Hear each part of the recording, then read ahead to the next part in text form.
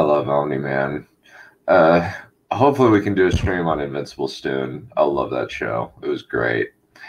Anyway, allow me to bring in my guests. Starting off with...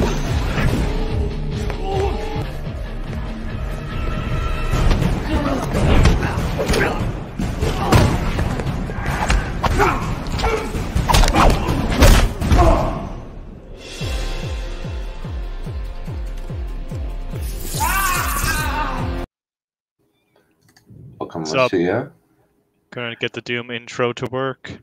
Well, I just didn't have the timestamp, so I didn't know what point in time you wanted me to clip. Yeah. Once I get those, I can do it. But before that, it's just like I don't know what's your preference. All right. Alrighty. And we also have, for the first time in a while, Batman.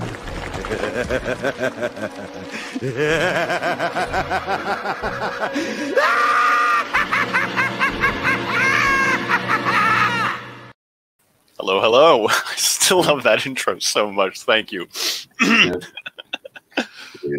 And as ever, our loyal comrade in arms.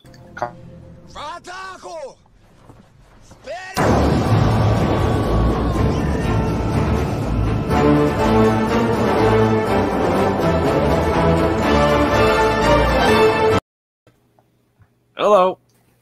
Hey. Hola. Alrighty.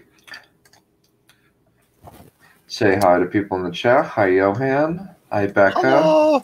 Hey, Teddy. what's up? The Campolaria. Always a pleasure. Hi, party Alrighty. people. Yeah. Alrighty. So, Aspiring Writer should be coming on at some point. If not, I will read his stuff for him. And I'll probably read that somewhere in the middle. But my thought was Batman, and then Lucia, and then I read Aspiring Writer, then Carl, and then I read my stuff last. Sound like a good plan? Good. Yeah, Fair enough, yeah. Alrighty. Go for it, my friend. Cool. Introduce yourself to the chat and tell us how you got into writing. Hi, chat. So I've been, writing for a wee while. As a kid, I'd, come up with stories and all that fun stuff, and it just sort of, developed from there. Yeah, it's just a fun little activity. I do more as a side thing. This story, or this part of the short story I'm going to read, is something that I wrote quite a while ago, maybe 10 years ago or something like that. So I was 18, 19. And it's weird. I wrote it it's very flowery in its language, but hopefully not too up its own ass. Yeah, I just figured I'd shoot it to you guys and see how other people felt about it, because I enjoy it, but I wrote it, so it. Yeah. Briefly, yeah, I think that's a good summary. Should I get into it? Go for it. Cool. All right. So part 1.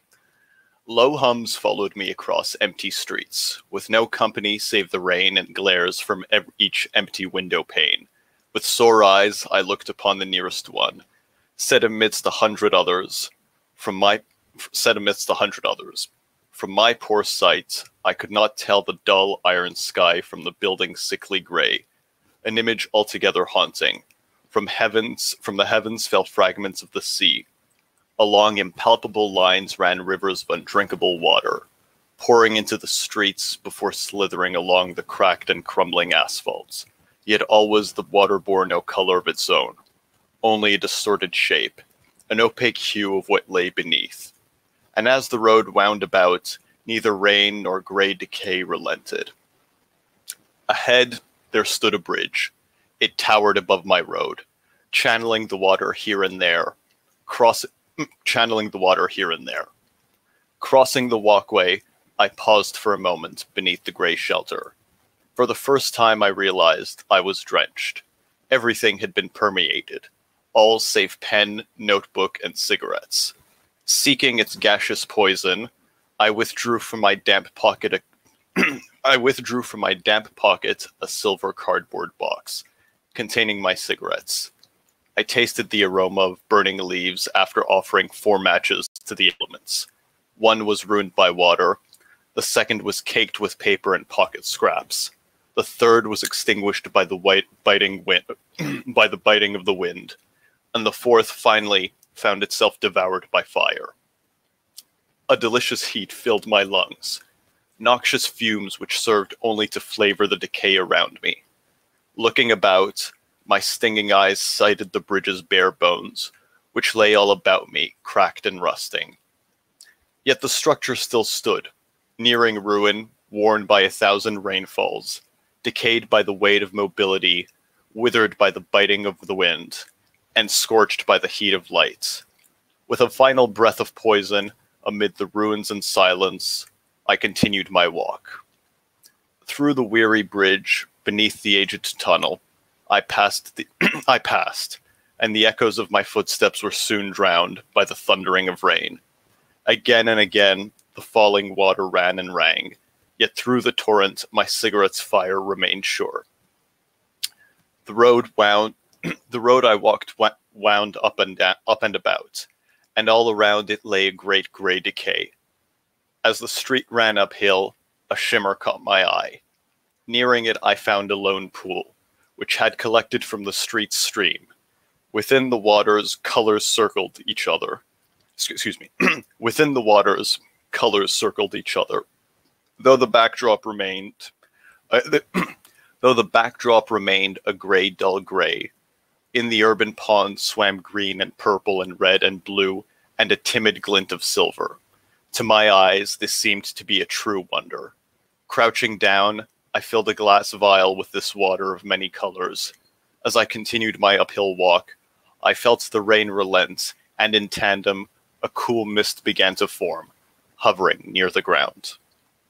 Part 2. When I reached the top of the hill, my burning eyes beheld lights and colors beyond belief. Neon lights, the stench of people, food, booze, drugs, and excrement. The assault upon my senses from 1,000 fronts stunned me momentarily. Amen, I heard some passing speaker mutter. Blinding signs which proclaimed, on the runway, or work it. After regaining my senses, I resumed my travel to nowhere. I heard someone walking by mumble, "Ah la la, do you know where you are?" I wasn't sure. The roads and signs were familiar to me. The posters and ads always changed with the fads, of course. But this familiar place was drenched in the night's haze, bathed in luminous hallucinations, plastered across screens, an eclectic combination of neon, LCD, plasma, LED, etc. The towers of steel, stone, and glass were adorned with lights that changed like the seasons, immeasurably slowly. The streets were crowded and loud, but this crowd of unknowns was not unwelcome. It's a level playing field where we're all strangers. And all around I felt the freedom confined by the omnipresent gray and colors which enhanced all sensation and stung my eyes. I saw a shambling figure blessing an unseen light. From the night I heard a howl, a cry, maybe an ode, I concluded, as I stood amidst the night, listening to the soaring echo from the nightlife parade. Even the watered streets reflected red and orange and green and blue. And for the first time tonight, a stranger stopped to speak. He stood gray-skinned as the sky, topped by sleek raven hair and a glint of man knowledge in his eye. Tell me, he began inquisitively. What forces, what beings, how many lights do you see? Too many burn to number. For a moment, a sad expression slipped through his face. True, lights shine without burning. How many lights do you see? He repeated the questions, his words carried by a faint fog. How many lights? 7 of the nights, but each has burned my sights. What forces their movement ignites? Only a call, a summon heeded by all. What beings? Our numbers are far too boundless to recall. Without thinking, I drew my vial. Taking my hands into his, he shook his head and replied, "No, there are four. 4 lights, 4 forces, but one entity." As the vial returned to my hands, a glow, altogether soothing, and a glow, altogether soothing, and violet glittered within for an instant. I don't like that phrasing. Anyways, with that he dissolved into the mists of the night, amid the shadows and vapor of the building, with nothing but his words left. Hovering amidst the ground, bound cloud about the city. Each sign shone with burning light, scorching my sight, and pins stung my eyes and mind. Something palpable was felt. A guide? This call was echoed by the night's residents, its millions of living spiritual denizens, howling like shadow and formless creatures, with hymns upon their lips, cries witches to wed the night. Tingles forever aglow at the sound of such a sight, a call from the veil of darkness with a heart of light. I searched my person for fire, but all the matches were ruined by earth, wind, water. All the matches were ruined by water, earth, or wind, and what matches did find burning lights were soon extinguished by the other elements. Quietly, I slipped through the city that lay below the ground. With the end of the rain, the bustle from shelter to the street left the tunnels empty. With each step I had taken, I saw many faces, never dull, though several seemed truly frightful. And after tick upon talk again had rung in my pocket clock, did I find a merchant with dry matches. Part 3. Soon I found the passages leading to the streets. With their signs and denizens cried to me with lights of red and green and purple and blue, each burning from fire within my eyes. But none there would fuel my cigarettes. Again, with 3 matches lost to nature's whims, I found fire at 4, fumes to warm the soul, released by a grateful sigh. Before my sight, hundreds of red and orange dots filled the streets ahead. Filled the streets held by shadows and people, comrades in slow suicide. And as the landscape we filled, a grid of roads of a grid of roads offered by thousands of avenues. They lay all about, the colors of concoctions, crafts and constructions, shimmering phones and glistening drinks, reflective metal and glass surfaces shining and burning day and night, no longer diluted by the waters falling. Only the slight cloud of fog offered guard from their light. Seeking escape from the crowd, I flew through the dew. No shadow or figure guarded the way, save one who caught my hand, enrobed in shimmering white, with hair of fire and eyes burning with moonlight, and with movements that seemed to flicker between fluid and sudden. She spoke, with a voice which flowed like sunlit water. Only a sound in exchange for you. A smile pained across... A pained smile spread across my face as I heard her speak. This one was a wandering sister, and we both and others journeyed everywhere seeking nothing. To meet another sibling meant the nothing was nearing. I replied, couldn't have it any other way. Offering my vial, I added, don't forsake me. Take what the water gave me. Her hand clasped over mine and she answered, but not given to me. And as the vial returned to my hands, a glow of red, altogether soothing, filled it for an instant. With this gesture, the white-robed figure faded into the mist with its hands upturned to the sky. The sky remained veiled by the storm's remnants, but the silver glow lay hidden behind the clouds. The might of this unexpected light warmed both body and soul, and under its gaze, a soothing stare. Intuition led the way. Along the roads filled with the night's folk, mingling and singing, drunk on fear and high on pharmaceuticals. The woe woven in the moment faded with the shifting of a glance, and all about cried, gay souls forgetting the morning, and on my journey went. Up a tarred road lined by concrete trees I marched, ever nearing an unknown but certain destination. Yet all the while hushed moments stole me from action. I saw two drunkards disagreeing, arguing, fighting, mauling, laughing, screwing, drinking, and smoking. The purple-blue hue of the sky as the silver of the moon shone on high. Whistling birds calling for their future mates, and the morning bell tolls, each a haunting of the soul. The cool and quiet prayers of the Mother Superior, the glint of light on stained glass, a color entirely refreshing.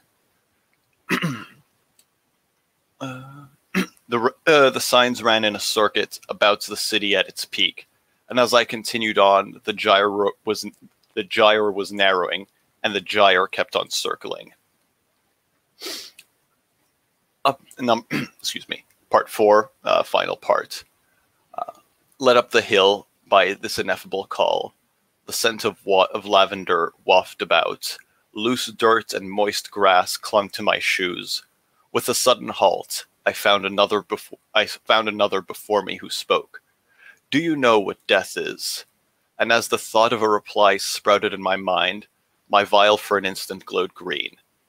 Death is the end, and the beginning, even if an afterlife were to follow, for death ends us, one and for all. From the most meager insect to the mightiest sun, we each perish in turn, the sum of our experiences forever lost, though fragments forever remain ingrained in the thoughts of others.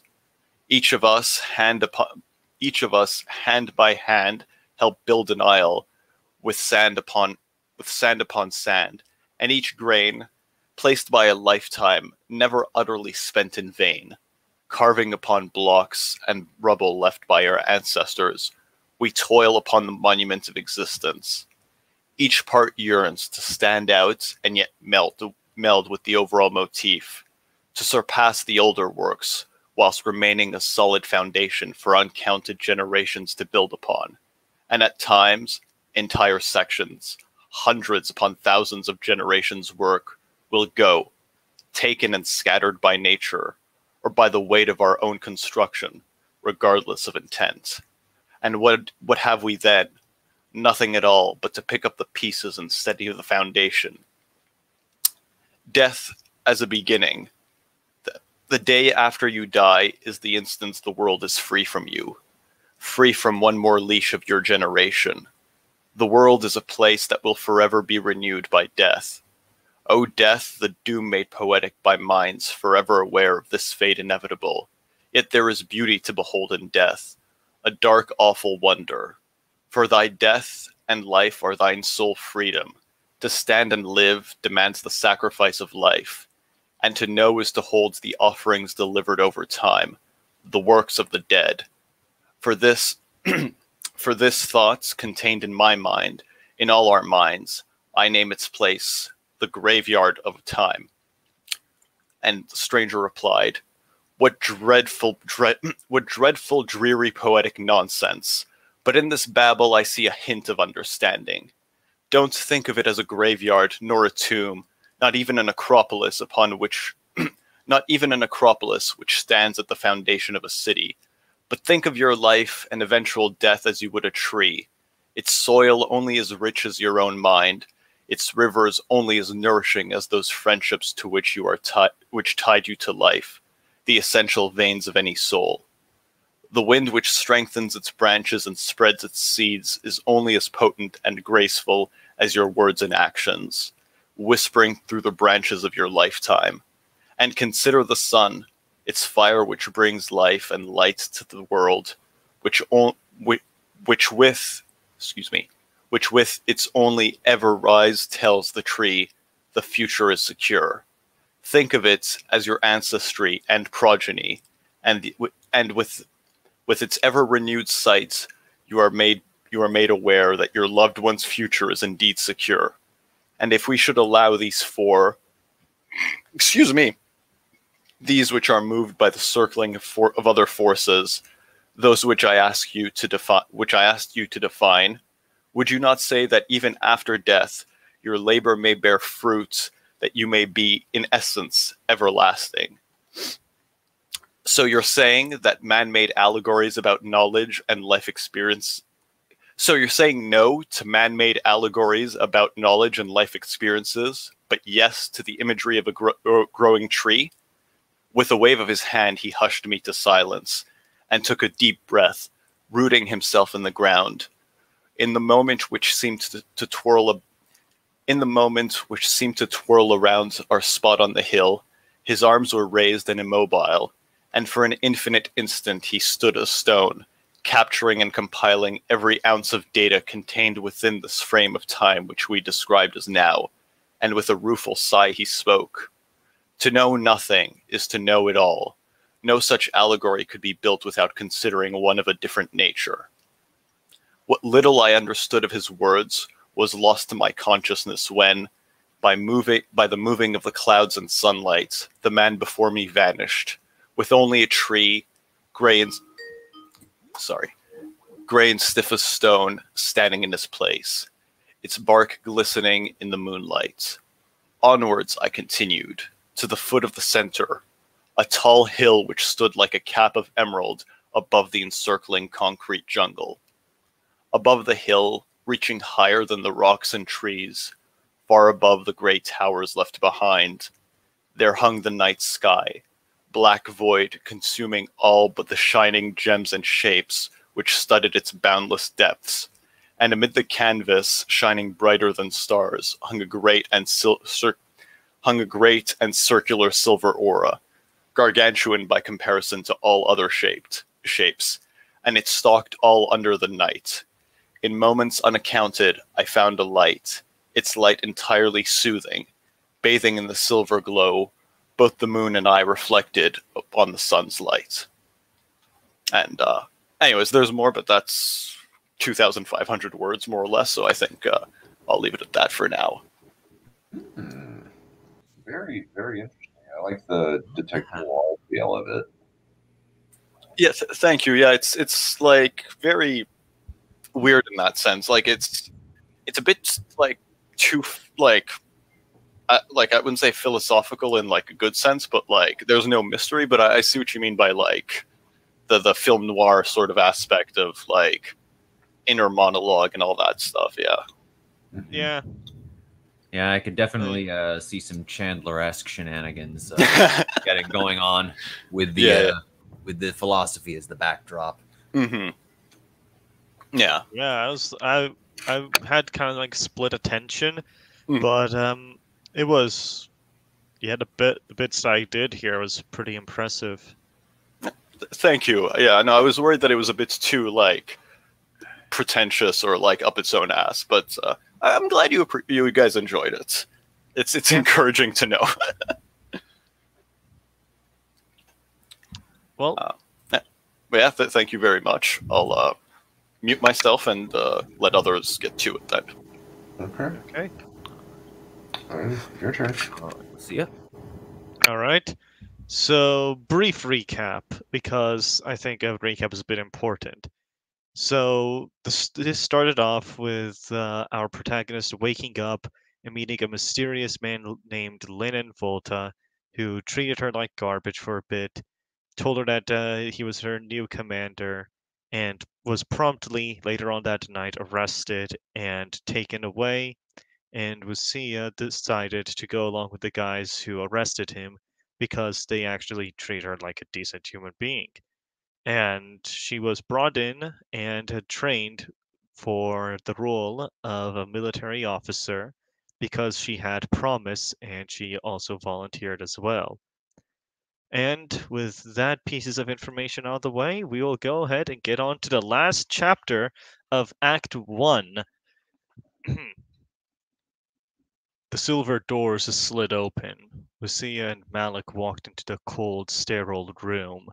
The Chancellor's office was vast and expansive, with a segment at the far end raised higher than the rest. Behind the silvery desk is where he sat upon his throne.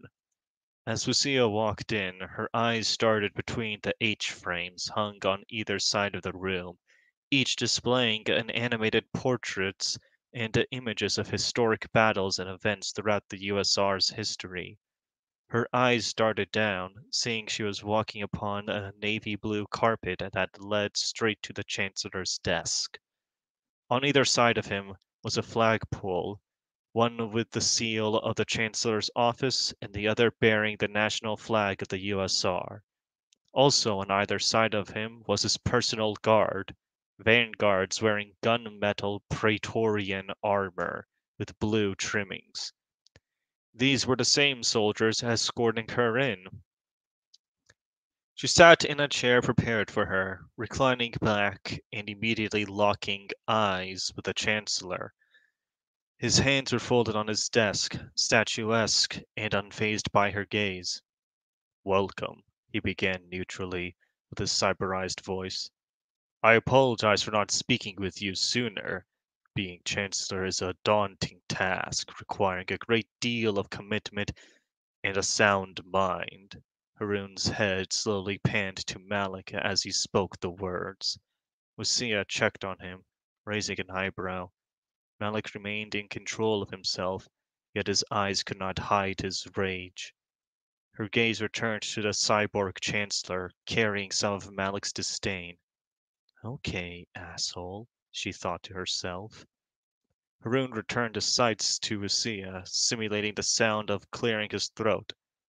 "On an unrelated note, you are aware you're committing several uniform violations, correct?" Lucia glanced at herself. Her white blouse was left open from the bottom of her ribs to her neck, displaying her pink locket. Not wanting to hide her disgust, she sassed him. "I didn't want to be soaked in sweat while speaking with the Chancellor." "Hmm. Is that so?" he replied. "Very well then." He adjusted his posture, leaning forward.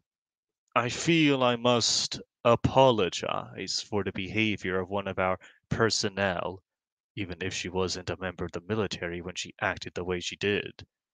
Lucia, feeling the stinging in her breasts again, the sensation of the blade cutting across her upper torso. She squinted her eyes, trying not to think of it. "You say that, but why doesn't it sound like it's not an apology?" she thought to herself. "Regardless, that is not why you're here." Raising an eyebrow, Lucia inquired aloud, "Then why am I here?" The Chancellor readjusted himself and then spoke. "Given that you're still here, I think it's apparent that you're determined to join the Planetary Security Corps. I believe we could use something like that." He tapped the desk, projecting a planet over it. Lucia stared at the projection, feeling her heart race. It was Earth. She saw them again, the fiery black armored soldiers, the destruction they unleashed, and the woman she fought alongside.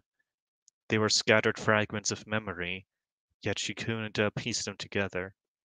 "I see I have your attention." Lucia returned her sights to Haroon. "As you may or may not know, we are currently in the middle of negotiations with the Irrigus Dominion. We want our homeworld back, and you seem interested in going there, at least according to Malik's reports." Lucia looked back at the projection, its light reflecting off her retinas. Her breathing became more visible as more and more fragments pieced themselves together. Yet in all this, suspicion arose. Wait, what's his angle? What's in it for him? Lucia returned her attention to the Chancellor, her eyebrows close together. Okay, so you're gonna deploy me there. Any objections? Her eyes started back to the image of Earth, then back to her rune. Nothing came up, and she shook her head. Good. If you don't mind, I'd like to speak with Malik. Alone. Her Lucia's suspicious expression didn't leave her face. She rose from her seat, but before she could walk away, Haroon spoke. You two, provide her escort to her room. He pointed to the guards who escorted her in. Make sure we don't have a repeat of last week. Yes, sir! The two shouted in unison, and with that, Lucia exited the Chancellor's chambers. She strode into her bedroom, fixing her hair as she did so, and checking to see if Tara was already there. Surely enough, Tara lied relaxed on the couch, H-tab in hand, likely watching something. She wore her typical evening gown, a silky white lingerie and a semi-transparent robe. The orange the orange glow of the fireplace illuminated her face and the rest of the otherwise dark room. Lucia, not wanting to disturb her, yet wanting to announce herself, greeted her roommate with a relatively perky attitude. Hey, hey Tara, how's it going? It's going, she replied. Lucia, shrugging, walked up to her wardrobe. She reached for her blouse, ready to open it up when Tara blindsided her. So, how did the meeting go? Groaning, Lucia stopped and gave Tara her attention. Haroon's a dick, and I hope whoever he endorsed loses. She opened her top, feeling a murmur in her chest and jitter in her fingers as she reached for her blouse. Her mind went back to the meeting room, and then back to Earth, unable to escape the inevitable pool to the flames. With a deep breath, Lucia continued. But at least he's trying to get Earth back. She glanced back at Tara. Not looking up from her H-pad, she answered back. Well, that's nice. She smiled and sunk into her shoulders. Pretty big deal, huh? Lucia exhaled, removing her blouse and skirt, then tossing them into the wardrobe. Yeah, I guess it is, she acknowledged. But for some reason, he sounded pretty hollow about it. She walked over to a couch, sat down, and laid back. She was facing the she was facing the rather plain ceiling, feeling the cool breeze of the AC run down her bare chest, and closed her eyes. Her chest expanded and contracted, the sound of her breathing entering her ears, as did the hummings of electronics in the vents. Seconds turned to minutes as Lucia cooled down and relaxed, yet something irked her. The room was quiet, almost deafeningly so. Unable to bear it any longer, Lucia opened up. Hey Tara, why are you so quiet today? Lucia expressed her concern, realizing that's what was bothering her. She sat upright, checking in on Tara. You're usually more talkative than the wind was knocked out of her. Tara sat hunched over, her arms resting across her thighs, and her head hung down. Alarmed but keeping her cool, Lucia carried on. Hey, is something wrong? She watched her roommate take a deep breath. Last week, what happened there? Tara's eyes began to empty, the color from her skin slowly vanishing. Not needing to think for long, Lucia knew what she was talking about. She already felt the blade cutting across her and covered her chest, feeling her eyes swell and her heart race. I was so scared, Wiz. Tara's voice began to crack. It's been so long since I had anyone I could call a friend, let alone family. She sucked in her lower lip, her hands folded together, feeling her heart crushed. Lucia opened her mouth, but was cut off.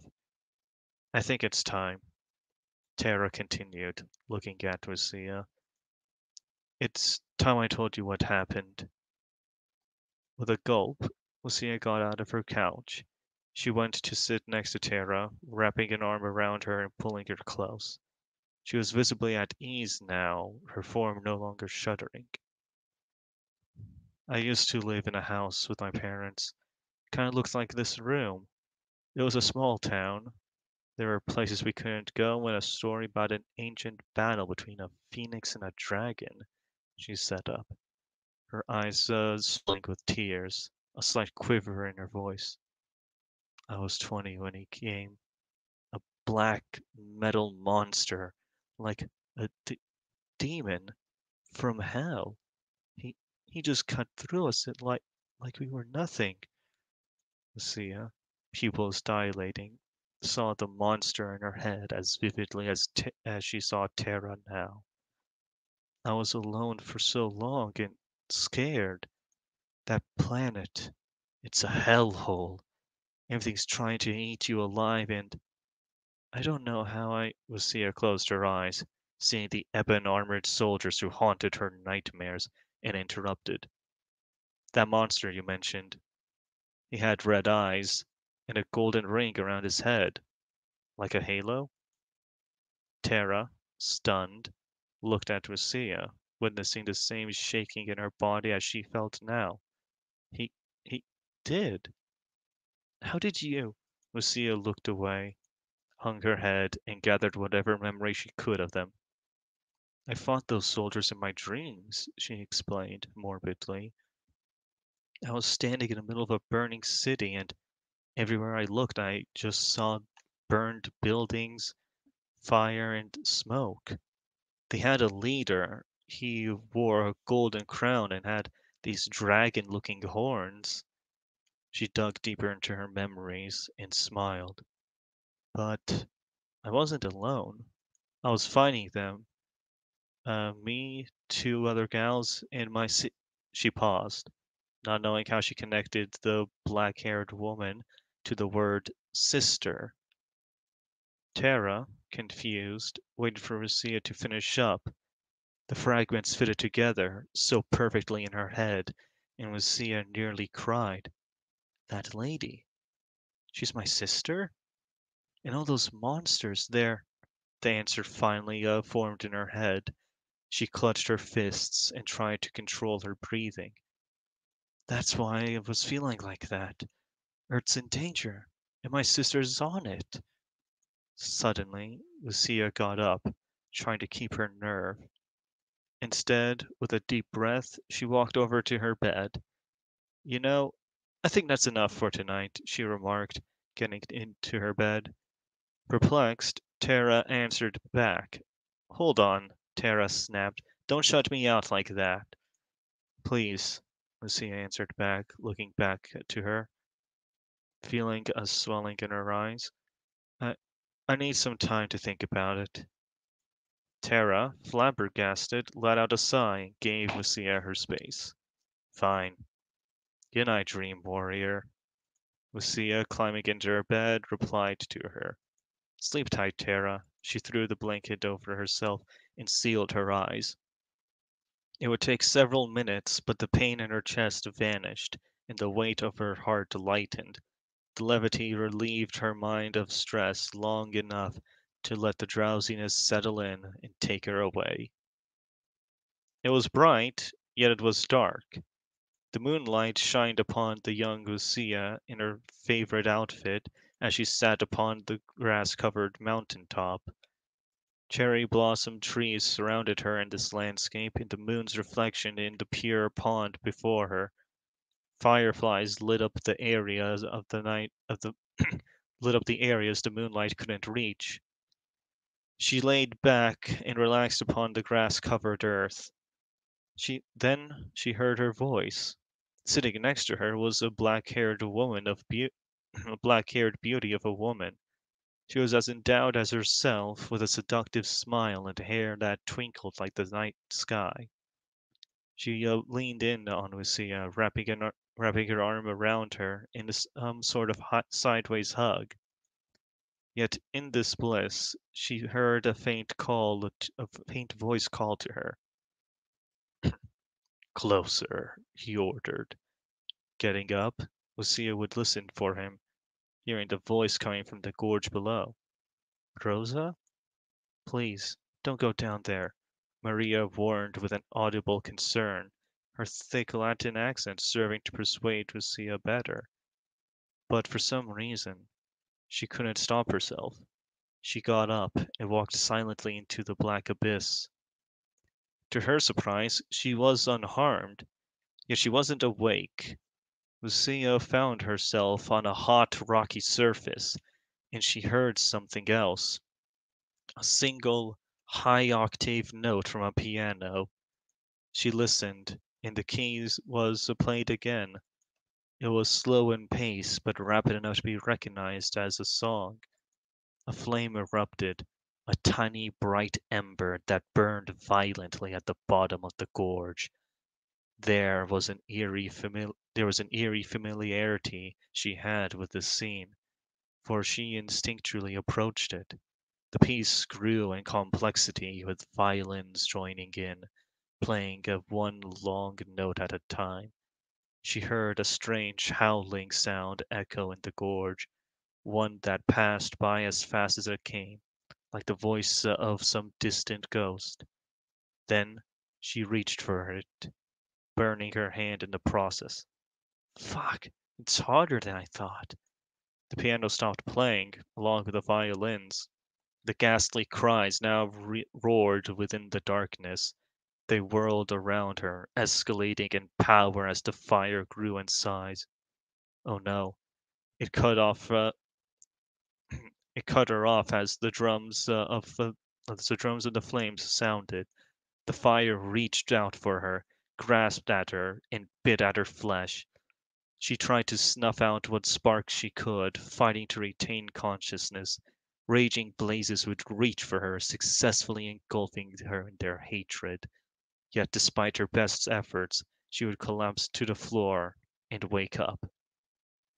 She gasped, wanting to see her own room, to feel her cozy blanket against her bare skin, to tuck it in closer to her body. Instead, she found herself strung up, two separate chains holding her arms apart. Her body was now subject to the arid, hot atmosphere. She struggled to break free of her chains, trying to melt the links, but just as she predicted, she couldn't summon the strength to create such fire. Fuck, they won't budge, she distressed, looking around the pitch black room. This has to be some sort of prank. Please let it. The hairs on the back of her neck stuck up. She finally saw something that wasn't pitch black. It was a pair of fiery embers, burning with a subdued hatred, staring right at her. It was a quiet resentment, the type exhibited by a murderer before the pull of the trigger, and was directed at her. Then they rose and grew larger. It was walking up to her. She couldn't get a good view of its face or any equivalents of. Its dagger-shaped eyes examined her before a young yet dark voice would boom through the arid chamber. Welcome home, Rosa, he greeted her, sending tremors down Lucia's spine. The air escaped her chest, becoming thinner and oppressive at the same time, as though something was crushing her. Her eyes became empty, filled only with the glow of the flames. You recognize me, he concluded. Good. Then Malik's little bastard child wasn't too vague about your old commander. Lucia felt a knife drive into her heart. Her breathing stilled as the words echoed over and over in her head. His bastard? My commander? Is he talking about Lenin? She shunned the thought, feeling a well of grief begin to spring within. Yes, his bastard. Why else would a captain go out of his way to capture some criminal, if not a personal connection? The phantom elaborated before gleefully continuing. But worry not, Rosa. He had something of a falling out with the previous woman. Why does he keep calling me that? Forgot your name? He asked. No matter. I'm sure your caretakers gave you a fine name, he replied, almost smiling. What is it? Finding strength and courage enough to speak, Lucia took a deep breath. Lucia? She chirped meekly. "Hmm, an interesting name, to be sure," the Phantom commented, unimpressed. You shall address me as Jaliel, he softly commanded, not letting his tone shift. Now, I'm sure you're wondering why you're here, his tone darkening, becoming more ominous. Tragically, Linen Volta was supposed to train and prepare you for your mission, he elaborated gleefully, disarming Lucia. As you know, Earth sits in the demilitarized zone, meaning that once you're successful, neither side can send a retaliation force without provoking war. Lucia's pulse hastened, dread engulfing her, piercing deep into her skin. But alas, he was too distracted with building a harem that he forgot to prepare you to assassinate Malik. Lucia's head lightened and dazed. Assassinate Malik? Her eyes opened wide as her body trembled. But but why? She thought to herself. Returning to his sinister tone, Jaliel elaborated further. An excellent question, he said with a light chuckle. I was hired by the Dominion to avenge someone Malik killed. But why must you do it? He paused, taking in the slow escalating anxiety in Lucia's eyes, the tremors in her chest and arms, the quivering of her lips as though she could break out into tears. I want it to be an open and shut case. Hence, you'll be my scapegoat. Her heart pounded as fast as a hummingbird's wings, adrenaline pumping through her veins and sweat pouring from her face. You're going to frame me? She cried. As though on cue, Jaliel smiled with an invisible grin, pulling out something. It blinked a bright red light, one that drew Lucia's eyes. I hope you wouldn't mind. He kept his vicious demeanor, pulling the ace from his sleeve. Let's say that disobeying me may have explosive consequences. It'll blow up in your face, if you will. He burst out into laughter as Lucia began to cry. She could hear it, feel it, the pulsing and beeping deep within her skull. Lucia stared into the Phantom's hateful, burning eyes, vividly seeing how perilous her situation is. Her chest and lips quivering, Lucia let out a token gesture of defiance. Her words were a pebble against a mighty mountain. They won't believe you. You'll fuck it up somewhere. His eyes narrowed. Lucia suddenly felt the tension in her arms released. The sudden drop startled her as she fell to the floor. The Phantom rose and left with his parting words. Poor Lucia. Soon you will see just what madness humans are willing to believe. A metallic clanking sound rang in the hollow chamber. Footsteps. Jaleo left the room. The door sealed behind him, and Lucia left to freeze in the pitch black room.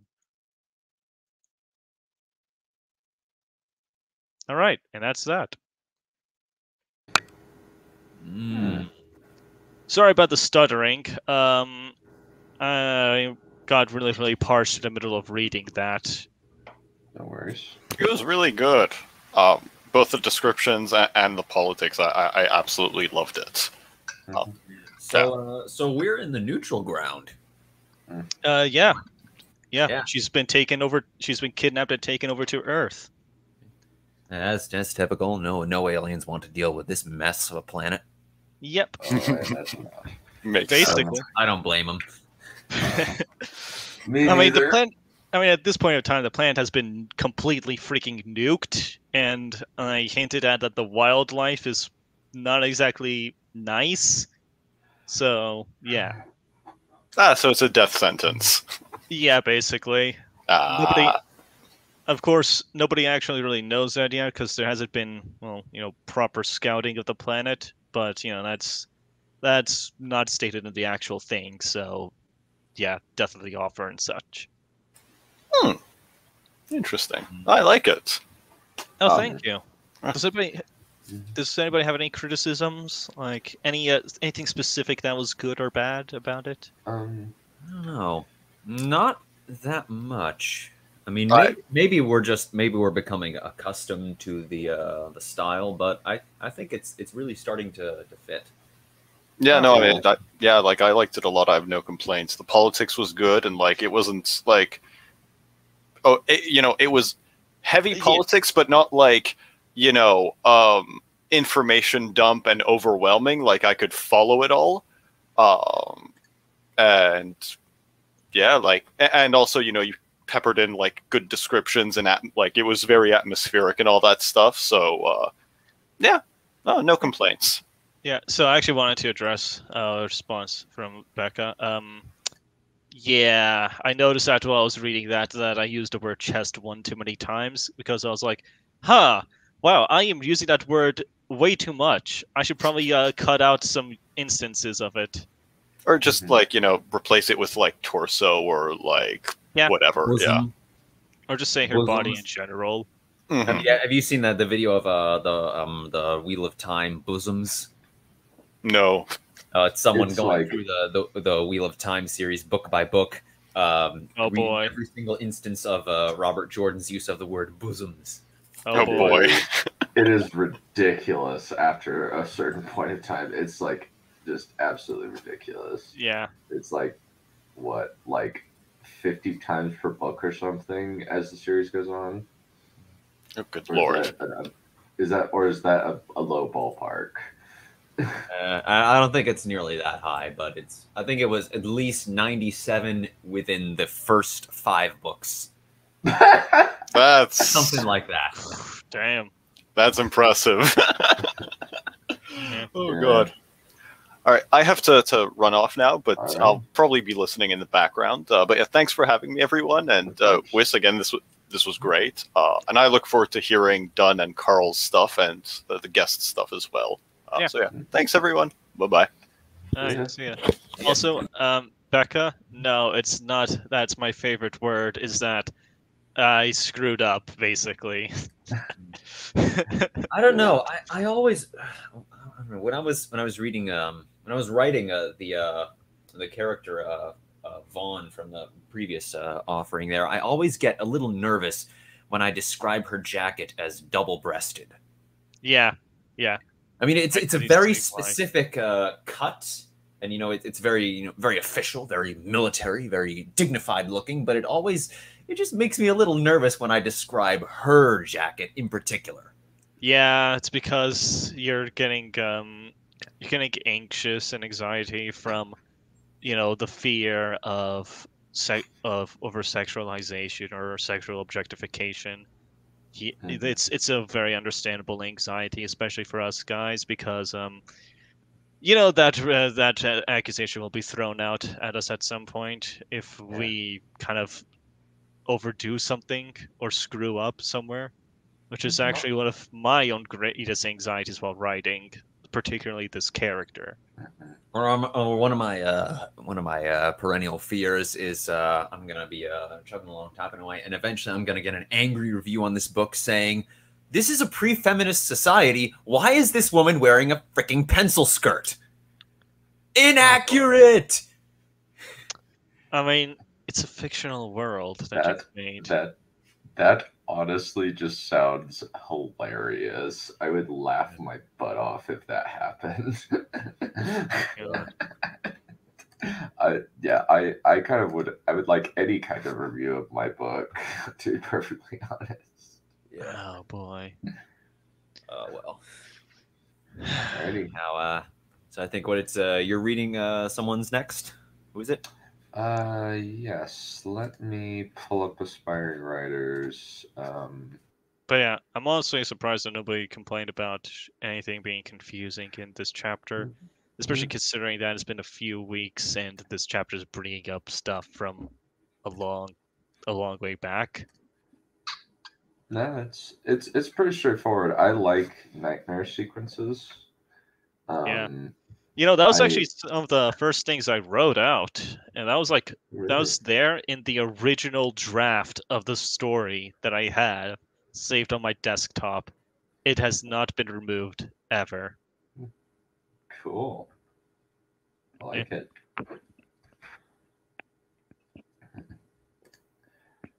Okay, so this is chapter 5.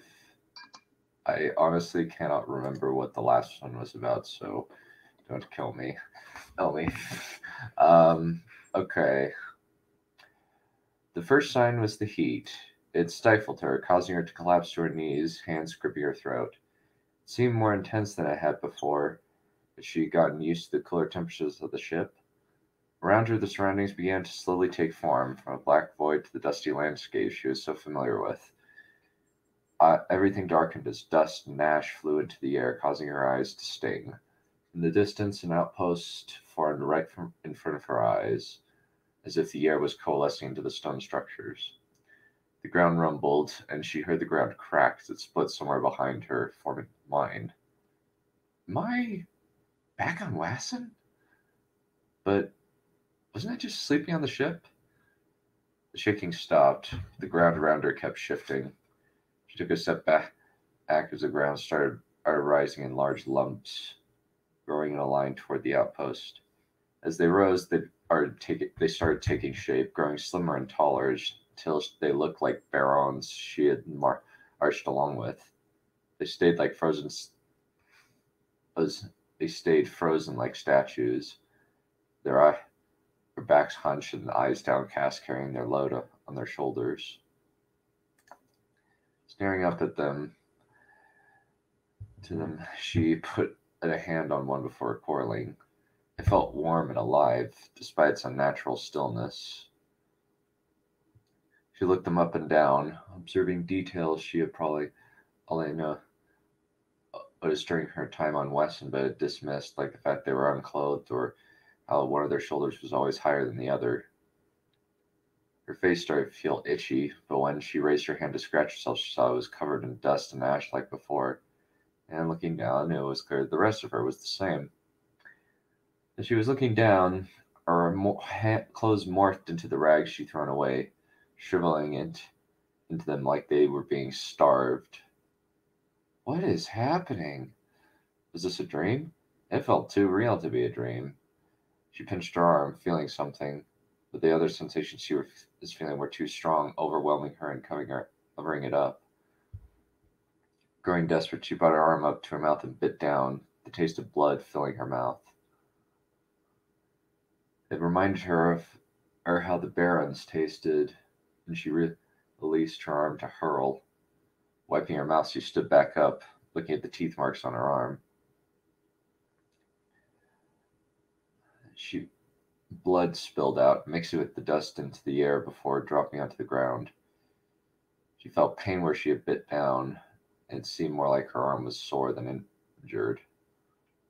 Was that confirmation that this was a dream, or was she just going crazy? Maybe the trance had gotten her and decided sure what she expected, no longer intent on giving her the false reality to keep her placated. Maybe the ship had been fake.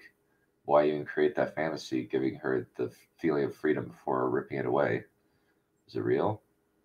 The barons, still just a moment ago, started to march, making her jump. They grunted with every step they took. Some of the shorter ones shook as if they were about to collapse under their load. She watched them, waving to get their attention, but they passed her, not even giving her a passing glance. The sounds of their footfalls echoed throughout the plains, creating a rhythm that repeated over and over. Had that always been the case, or was it just because it was a dream? Assuming this was a dream. Far in the distance, she could faintly hear the sounds of drilling inside the mine, causing her to reflexively wince. She did not want to revisit that cramped cavern. The ground rumbled beneath her, and she whirled around, to see more lumps forming. They rose beside each other, their surface growing shiny as they took shape. When it started to look vaguely humanoid, other features began to extend outward.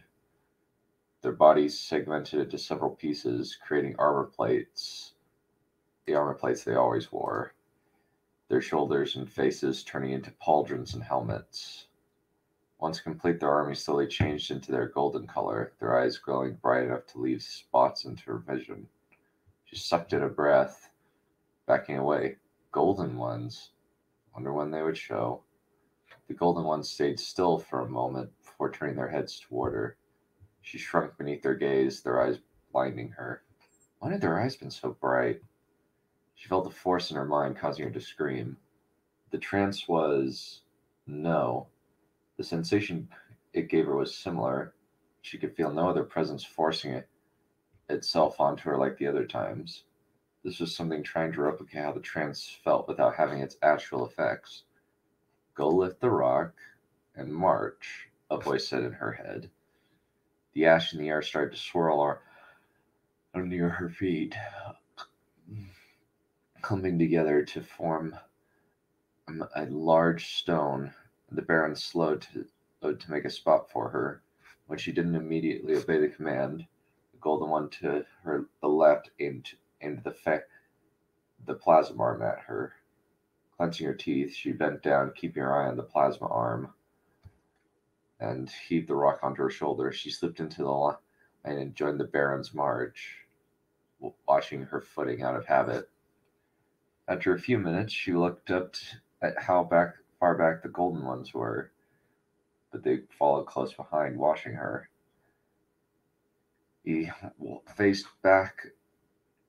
He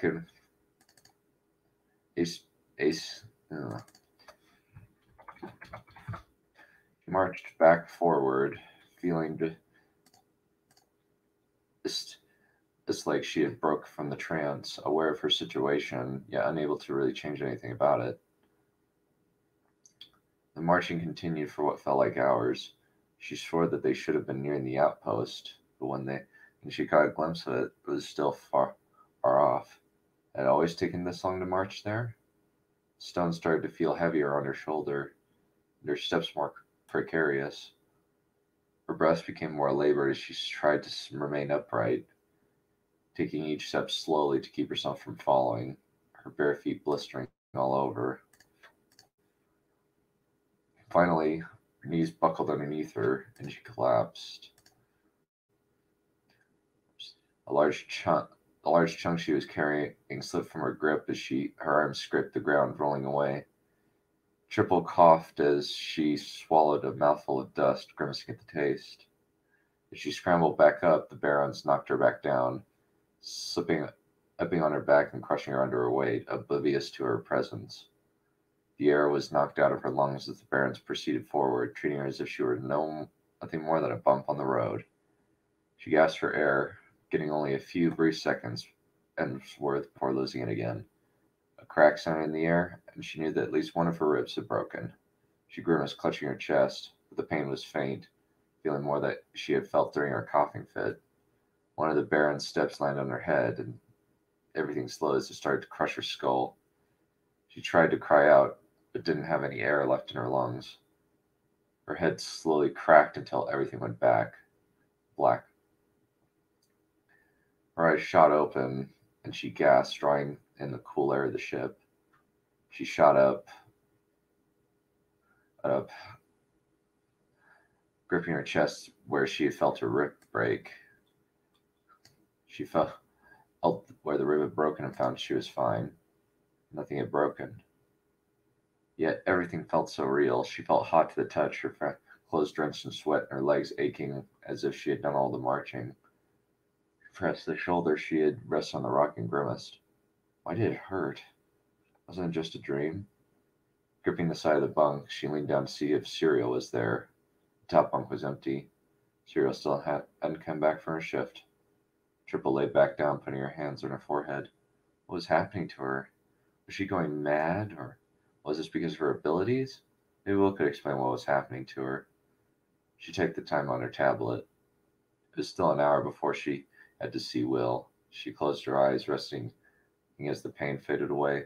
Only a few seconds had passed before she saw the dream before me again, creating the landscape. Her eyes shot open, the slightest feeling of heat and ash fading away. Hugging her legs close to her, she stayed awake until it was time for her to meet. And that's the end. Oh, hey, speak of the devil. Yes. Class ended early. Oh. It couldn't have ended just a tad bit earlier, considering we were doing literally nothing. That's hilarious.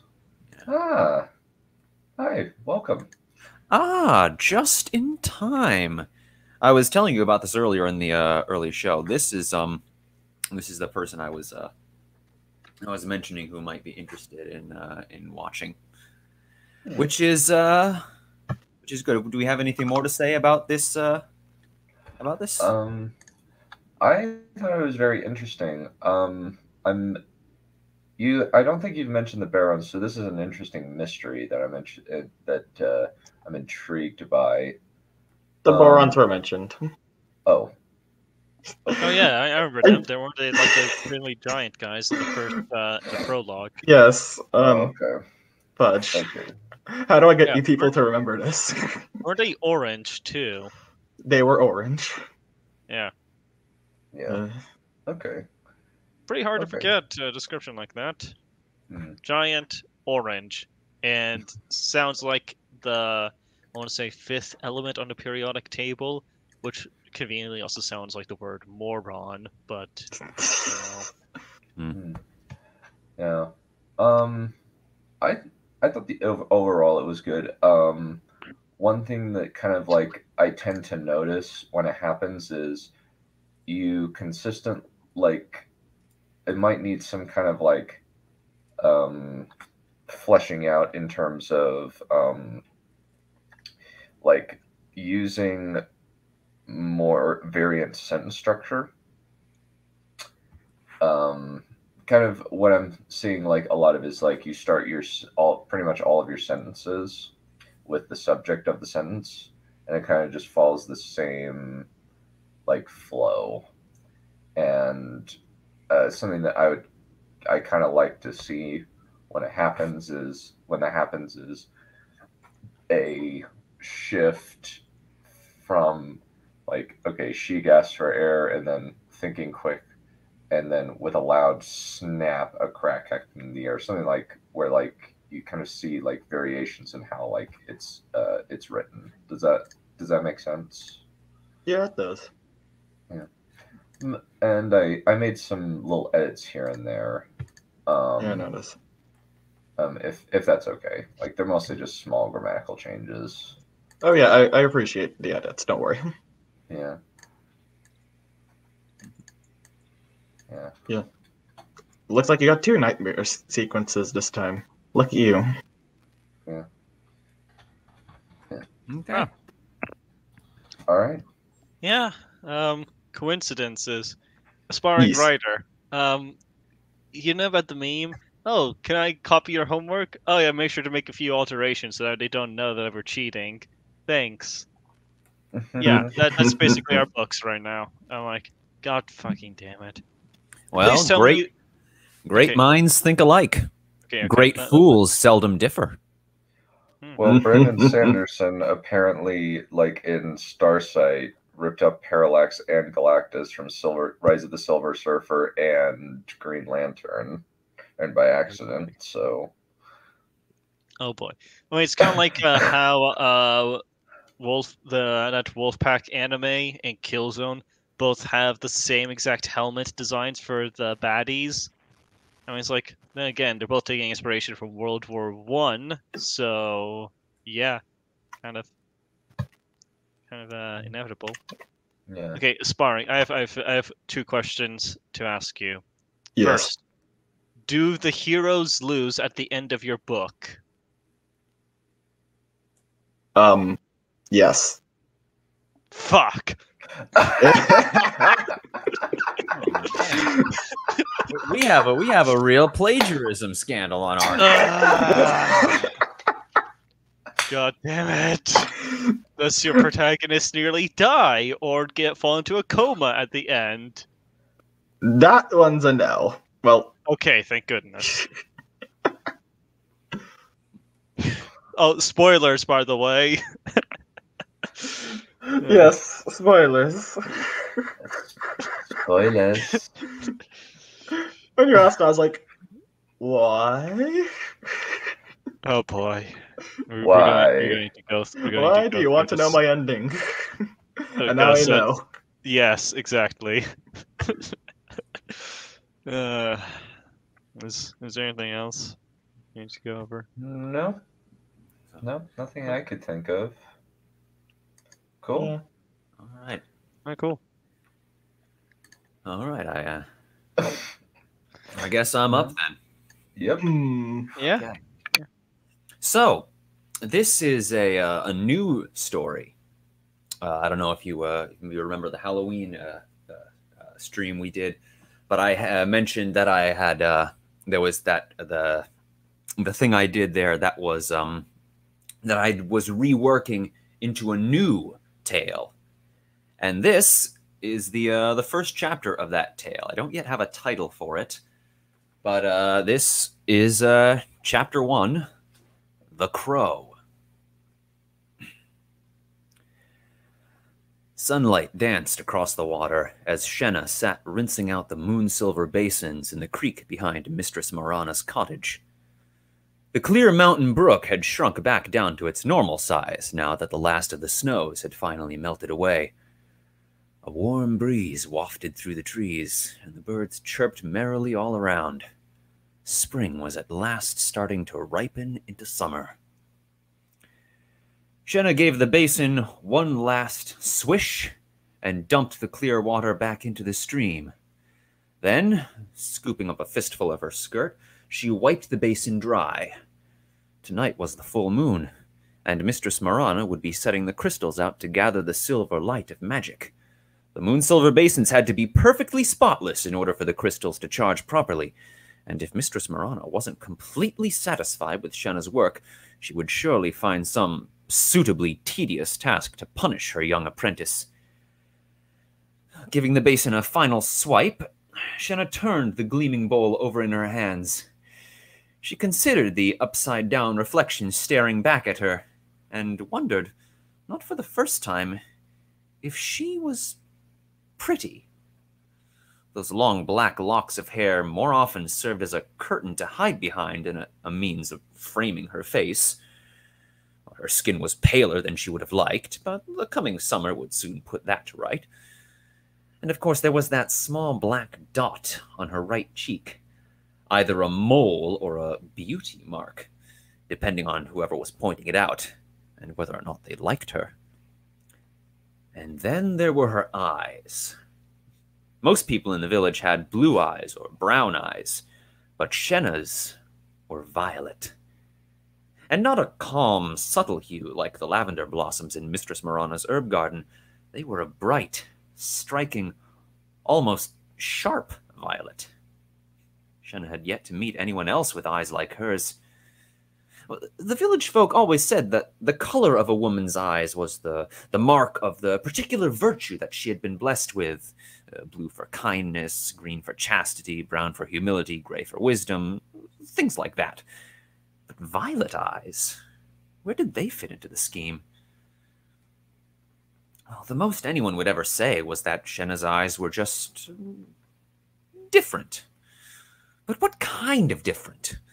Were they freakish, like a dreadful scar or a misshapen hand?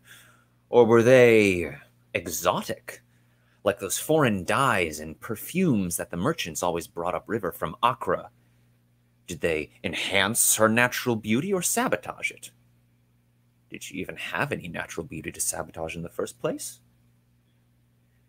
Maybe Shenna was wretchedly plain and none had the heart to tell such a poor creature. Maybe she was desperately beautiful and none would tell her so as not to kindle a prideful arrogance in her. Maybe they were trying to get something out of her, keeping her down or pumping her up to, well, do something. Maybe she was overthinking this whole business. Maybe she should get back to work before Mistress Marana found something else for her to do. Shenna! Come here at once! Mistress Marana's shout sent a jolt of panic down Shenna's spine. She leapt at once to her feet and dashed back up towards Mistress Marana's cottage, frantically wiping the basin dry with her skirt, though more as a means of not tripping over the hem. She whirled through the gate and flew through the garden like the wind itself, and stopped only once she reached the doorway to the cottage. "I'm here, mistress!" Inside the house, the plump, not yet quite middle-aged woman, that was Mistress Marana, stood beside a low table as a man in tattered hunter's garb laid a boy down atop its surface. "The horn caught him right in the chest," the man was saying breathlessly. "Brought him here as quick as I could." "We shall do what we can for the boy," Mistress Marana said calmly as she began to rummage about in a chest beneath a wall shelf. "Shenna, take a look at the wound for me." "Yes, mistress," Shenna said, crossing to the table to inspect her patient. The boy was of an even age with Shenna, but though she dimly recognized his face, his name eluded her. He was sweet of features, with a round face and dimpled in just the right places and capped with a tangle of golden hair. She might have found him terribly handsome in other circumstances. She lowered her gaze to the boy's tunic and carefully peeled back the blood-stained garment, revealing a dreadful gouge in his side. A mist of blood splattered across his skin as the wound opened and closed in time with each ragged breath. She swallowed a gulp of spit to force down her nausea. She was only 2 years into her apprenticeship with Mistress Marana. Serious wounds like this one still chilled her to the very soul. Left like this, the poor boy would be dead well before nightfall, and he would be in horrible agony all the while. "What is it you see, girl?" Mistress Marana said. "Penetrative trauma to the right lung," Shenna said, pulling her eyes away from the ruin of blood and flesh before her. "Can you help him?" the older man asked frantically. "Is he going to die?" "Be calm," Mistress Marana said sharply. "All is under control." She crossed to the table and set before Shenna a bowl filled with a thick black ink and a small shard of quartz with a gentle luminescence flickering softly within its crystalline depths. "You know the spell, girl?" Shenna nodded and dipped the second and third fingers of her right hand into the ink. Then, keeping both fingers together, she drew a symbol on the boy's skin. A large circle, a smaller circle inside the first, and a dot in the center. With the sigil drawn, Shenna delicately picked up the crystal in her left hand, her fingertips tingling as they gripped the smoothed quartz. The magic was in there, waiting like an animal in a cage, waiting for someone to come along and set it free once more. Waiting for her. Shenna took a deep breath, and then, touching a finger to the center of the symbol she had drawn, she released the power. All at once, a soft luminescence engulfed the crystal. Shenna could feel the energy tickling her skin as it crawled up her arm, across her torso, back down her other arm, and into the boy. There, the sigil began to glow as the magic seeped through it, the design guiding the flow of energy. Shenna watched the boy's flesh begin to knit itself back into alignment, and then vanish beneath a new covering of virgin skin. When the light subsided after a few moments, a thin crust of caked blood and evaporated ink was the only sign that the wound had ever existed. A perfect spell. "Right then, that stabilized the boy," Mistress Marana said. "Your son is going to live. We shall summon you when he awakens." "Thank you, honored witch," the older man said. "I swear I'll find some way to repay you." Honored witch. The man's earnest expression of gratitude was even more exhilarating than the rush of magic itself. It wasn't directed at Shenna, of course. Most people considered it poor form to thank a mere apprentice, particularly when in the presence of her mistress. It didn't bother Shenna as much as it used to, though. Some things in life were just unfair like that. And besides, once she was a real village witch, there would be praise enough for her. "You can repay me by telling your son not to be quite so reckless on the hunt," Mistress Marana said. He's a good, strong lad, and it would be a shame to lose him to the folly of youth. Of course, the man nodded. Well, I'll leave you to it then. And he slipped out of the cottage. You did very good, Shenna, Mistress Marana said. I believe it is time to teach you my next spell. I am ready, mistress, Shenna said, keeping her excitement under control. Another spell, so soon. Firstly, Mistress Marana said, standing over the boy, you see how your first spell has left our poor patient?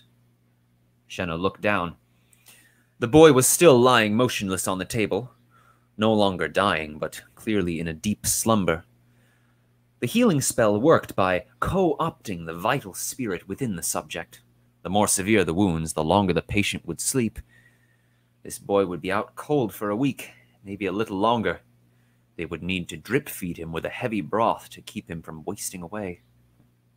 This next spell is a means of accelerating the healing process, Mistress Marana said, dipping her fingers into the bowl of ink.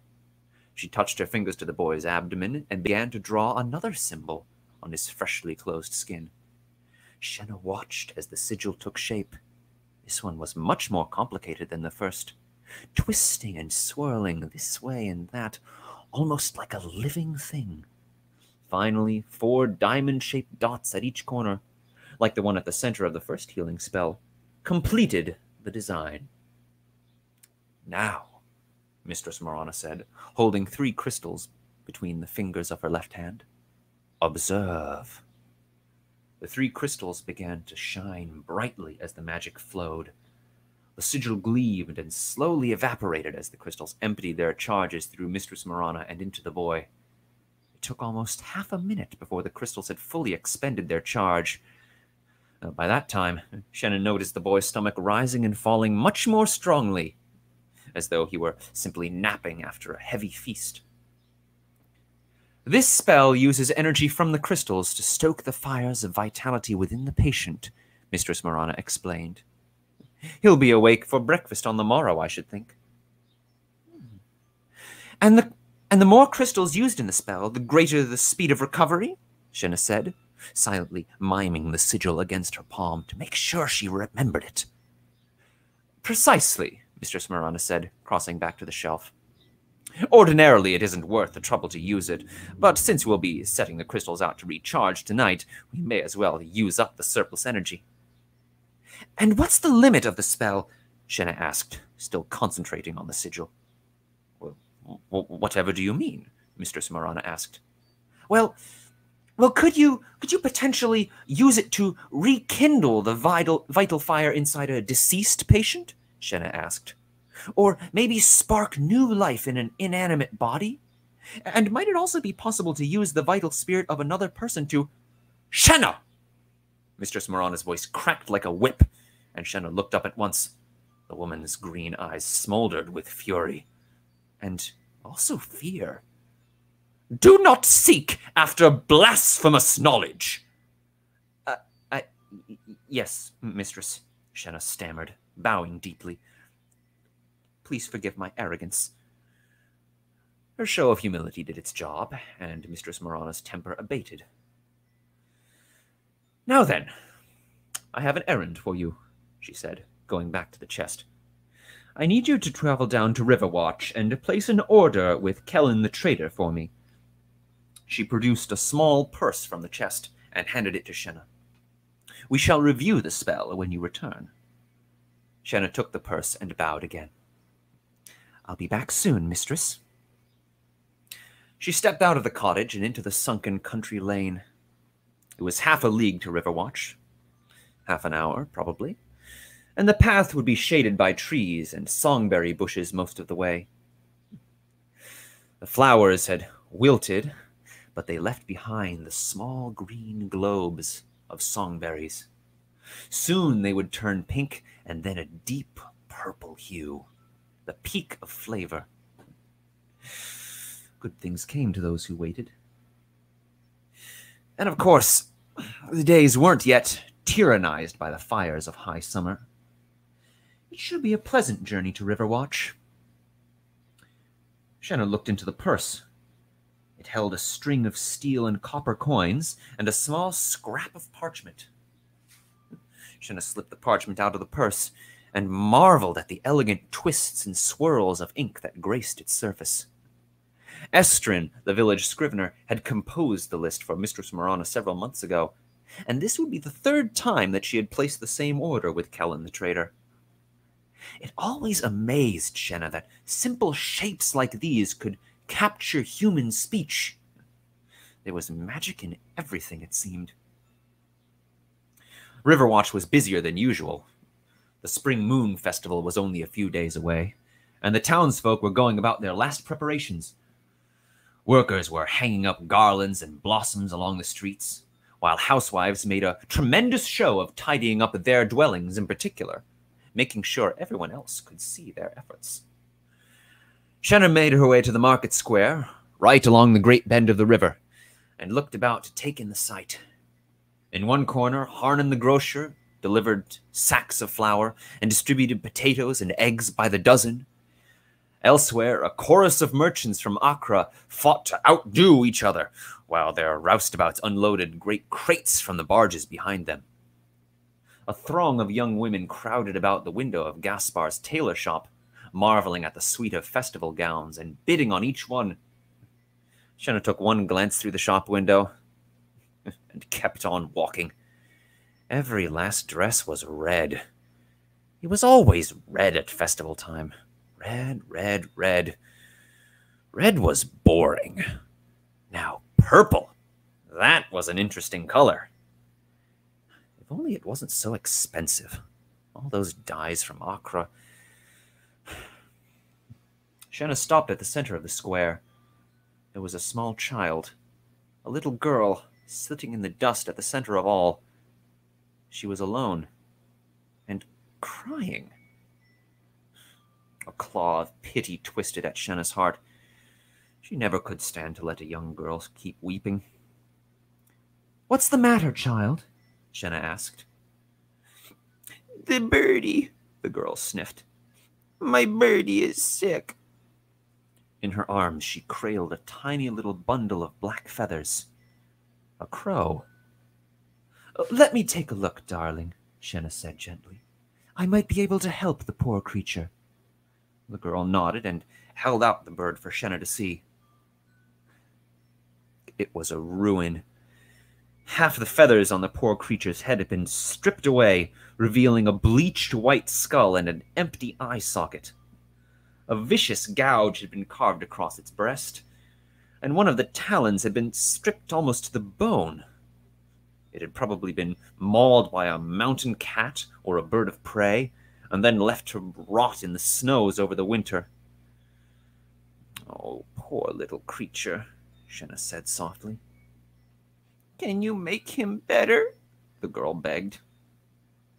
"Oh, darling," Shenna said, but stopped when she met the girl's eyes.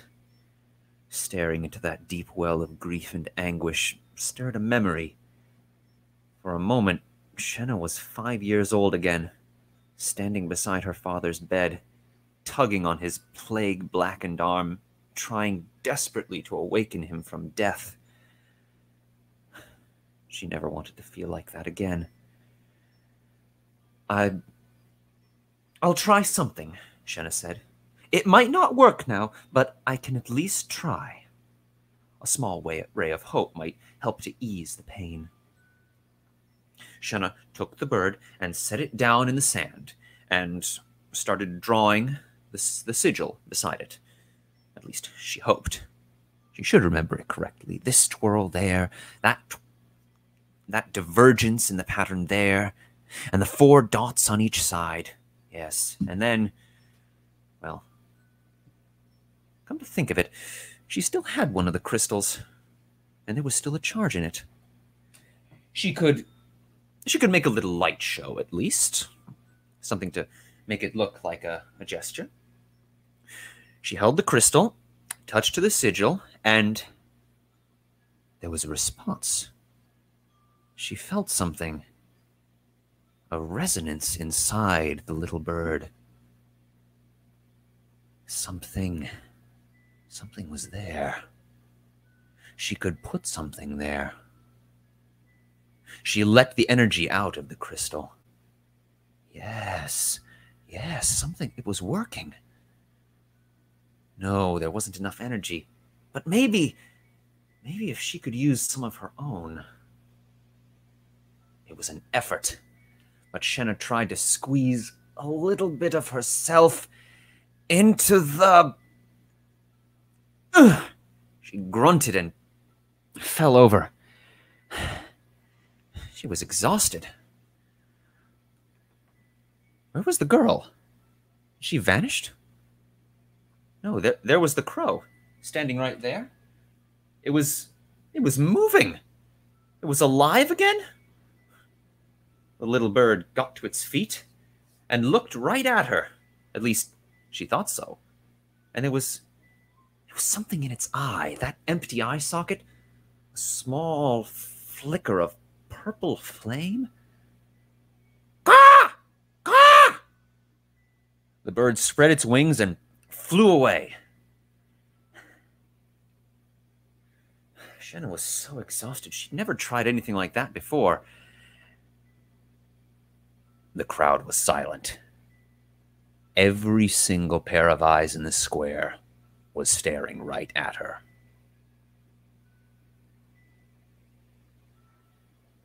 And that's that. Oh my god. Sorry, but also echoing. Oh, hang on a second. I have to go turn off my alarm. Oh, go for it. All right. Yeah, that's very creepy. Very good setup and payoff. I liked it. Yeah, like somehow when I was on the way, I was walking back up to my room because I had to grab a spoon. I was thinking to myself, wait a second, dead bird. She asked about bringing things back to life using her powers. I'm like, oh no. I really liked that though. I also really liked Shenna as a character. She was pretty interesting. Pretty cool. I really liked just the whole premise in general. It's really nice. Also, is purple your favorite color by any chance? Well, it's her favorite color, definitely. Ah. Although it might just be the rarity factor of it. You know, this is very much a pre-industrial society, or at least a pre-industrial corner of the world. We'll get to the industry later. Of course, no self-respecting story of mine would be complete without a heaping helping of communist propaganda. But we'll get to that when we get to that. Yeah, funny thing. I actually was listening to the description of Shenna. I was thinking, oh, that kind of sounds like Maria Luna, Rosa's twin sister. I'm like, yeah, but then again, she was deliberately designed not to be kind of, sort of like the generic beauty archetype, because that was, what I was going for with her.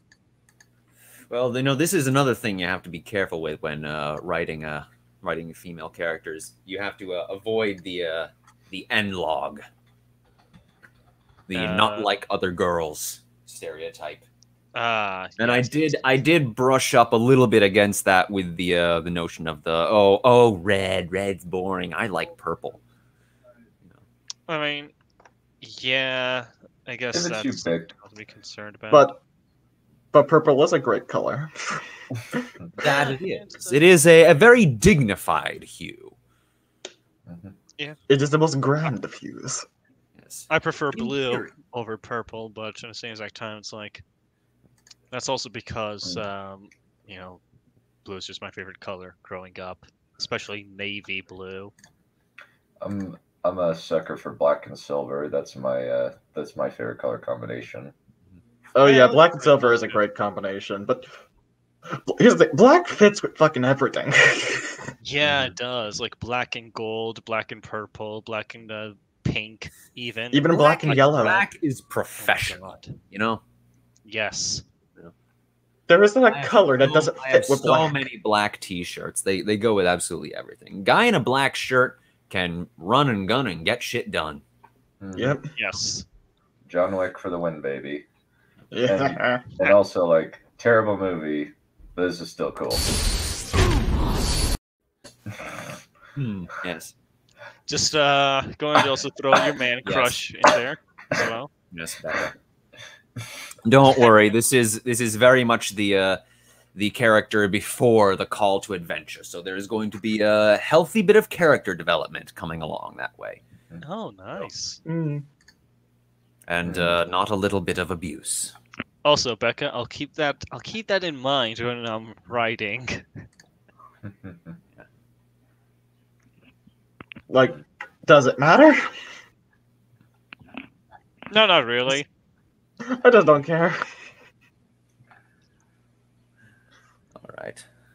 Alrighty, so So you got something for us? yeah, I'm kind of thinking about what I should read for you guys.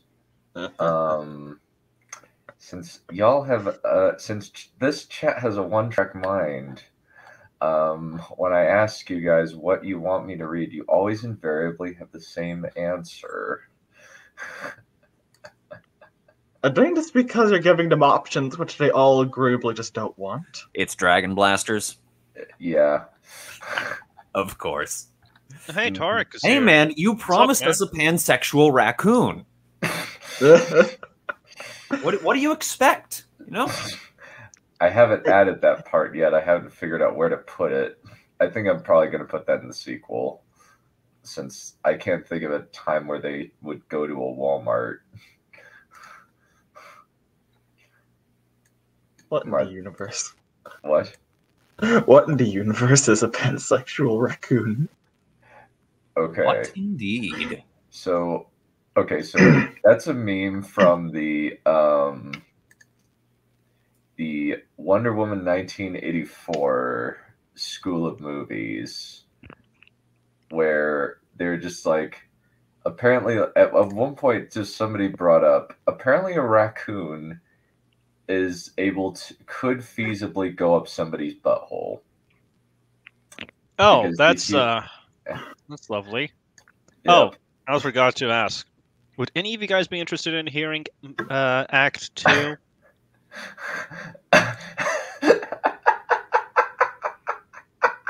Oh my god. And so the pansexual raccoon, because like they were just ranting about how they wanted Diana Prince to be the first out and out pansexual superhero, and Why? Who gives a shit? I don't care unless like I mean I don't care about any relationship she has. Make her fucking asexual for all I care. Just don't put her with people. She has horrible chemistry. And also is a rapist. and also, yeah, we're talking and about also, that. and also have a better plot. Oh, we can't ask that. Wait, that's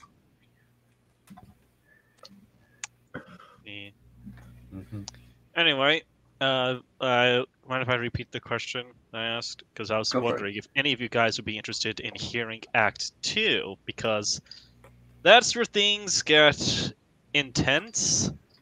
Huh. Intense is good. Intense Yes. is good. Intense is All right. very good. Yeah. All right, Okay. awesome. I guess I'll start next week presenting Act 2. Alrighty. So this is actually nearly halfway through the book. So I revealed nearly half of this book through this stream. This will probably have to be the last one, because good news, I'm publishing this book in August. Oh, congratulations. Congrats. Yep, that's the plan. I hope that you guys buy it, but next month we will be getting the book Battle of the Seven Suns. I'm halfway through passing through it, just making sure it's nice and clean for publication, and I need to find a cover, which will be fun. But otherwise, here's where we go. Damien waited by the school for his sister to get out. It had been a long night, researching through thousands of sites on the Knights Templar, dragons, and all the possibility of two kids going off the grid. He yawned. Trolling through that much data was almost too much for him. Sleep had not come easily that night, and for good reason. After watching the so-called destruction of the Knights on a History Channel YouTube video, it was hard not to have nightmares of being burned at the stake. The memory was so disturbing that Damien couldn't suppress a shiver. But apparently, certain places on the dark web and other obscure conspiracy sites said that they still existed, and that they were pursuing whatever counted as heretics in this day and age. Which probably means us.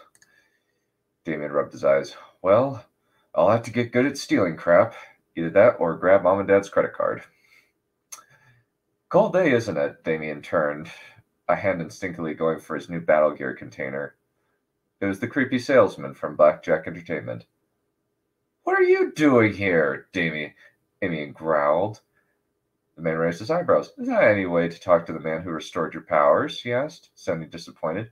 Unable to contain himself, Damien busted up laughing. You helped me, my ass, he snorted. All that gave us does mutate me and turn me into a freak. The man smiled, not at all pleasantly. You and your sister were chosen for great things, he explained. One of my associates is bringing her out. She's okay, right? Damien asked. When the man shrugged, Damien growled and concentrated on creating a dark energy orb over his hand. What have you done with my sister? He snarled. Tell me. Hey, Damien, wait! Michelle's shout made Damien turn around. His sister was accompanied by a really pretty lady. Although Damien was not in the market for a girlfriend now, ever, and the lady was possibly his age, he was still fine looking, he guessed. Mira explained everything to me, Michelle blurted when she got to him. Looks like the kid was ready to do a number on you, Gareth, the lady said, glancing at the stranger. You got lucky. The shop owner shook his head, giving Damien a skeptical look. Not from what I saw, the lady replied, giving Damien a praising look. Looks like we have a young powerhouse on our hands. From Michelle's expression, Damien could tell that sister was proud of him for at least getting some sort of recognition. That was pretty nice, at least. We've come to extract you, the lady continued, ignoring the filthy look Gareth gave Damien. As you might have guessed, we are like you, at least somewhat. I figured, Damien said sarcastically. You ready to go? The lady asked, ignoring the comment. I guess, Damien shrugged, glancing at Michelle, who nodded in agreement. Well, good, said the lady. It's time for you to meet your compatriots. What do you mean? Damien asked. Your fellow Dragon Kings, kid, Gareth explained. Gareth, the one snapped. You're spoiling the surprise. Gareth looked down, after giving Damien a dirty look. Sighing, the little lady folded her arms. Anyway, for the time being, you get this time to be trained and master your powers.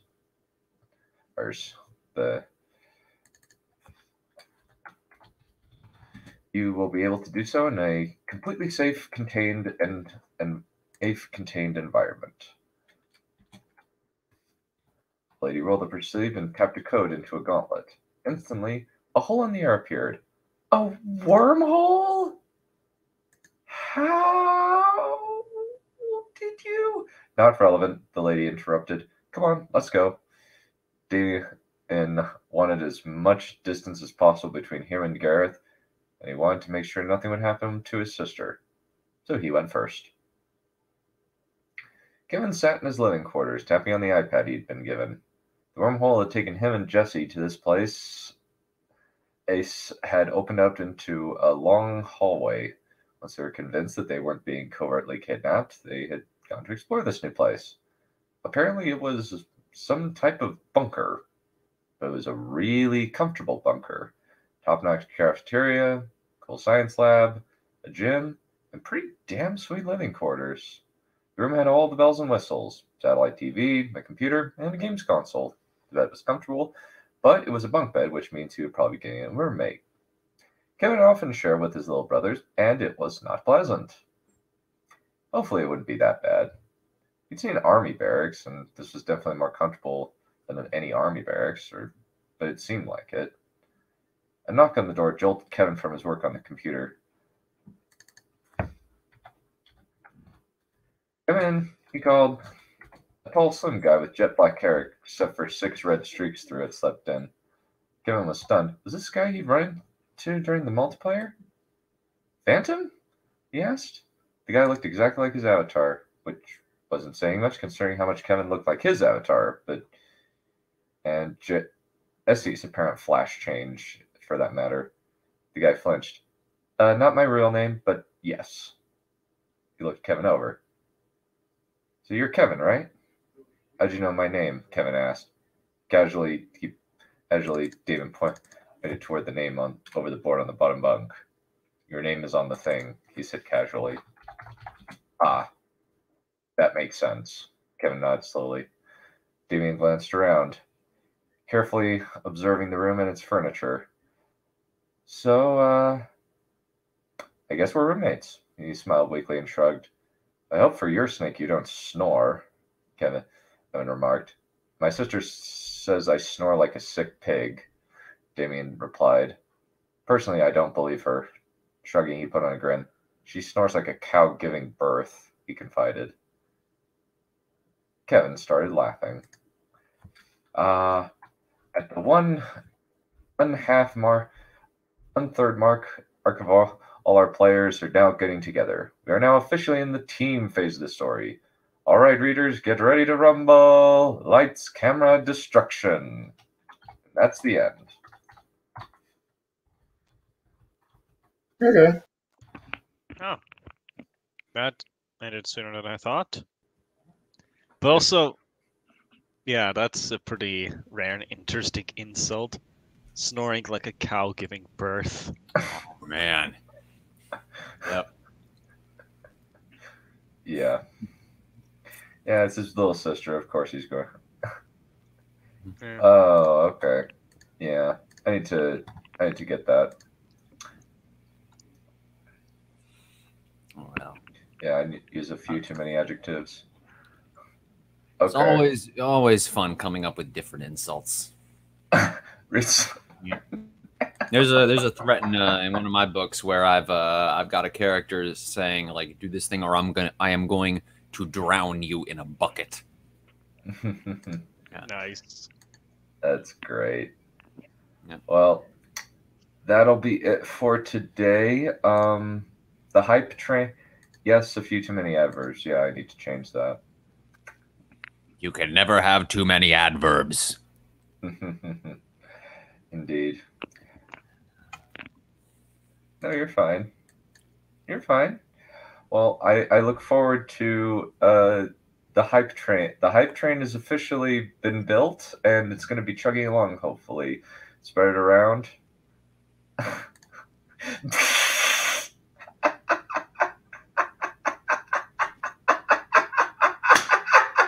God damn. And sexual.